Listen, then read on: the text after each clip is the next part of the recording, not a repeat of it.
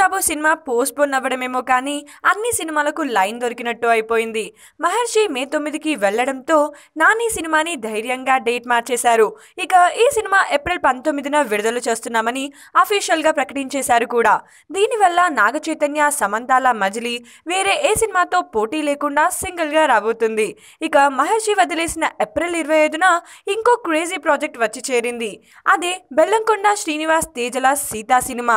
బెల్లంకొండ శ్రీనివాస్ హీరోగా, కాజల్ హీరోయిన్ గా, నేనే రాజు నేనే మంత్రితో ఫేమ్ లోకి వచ్చిన దర్శకుడు తేజ కలిసి చేస్తున్న సినిమా సీత. రామబ్రహ్మం శుంకర తన ఏకే ఎంటర్టైన్మెంట్స్ బ్యానర్ పై ఈ సినిమాని నిర్మిస్తున్నారు. ఈ సినిమా విడుదల ఉన్నట్టుండి ఏప్రిల్ 25 అని ప్రకటించారు. నిజానికి ఈ సినిమా దాదాపు పూర్తి అయిపోయింది.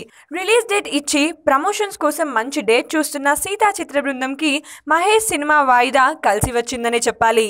నిన్న మహిళా దినోత్సవం శుభాకాంక్షలు చెప్తూ ఏప్రిల్ 25న ప్రేక్షకులకు ముందుకు తీసుకొస్తున్నామని రిలీజ్ డేట్ ని ప్రకటించారు.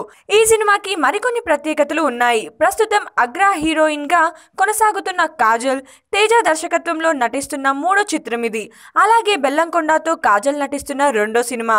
ఇక చందమామ, అలా మొదలైంది చిత్రాల రైటర్ నేనే రాజు నేనే మంత్రి సినిమాకి మాటలు పాటలు కూడా అందించిన లక్ష్మీ భూపాల్ మరోసారి తేజ గారితో కలిసి చేస్తున్న సినిమా సీత.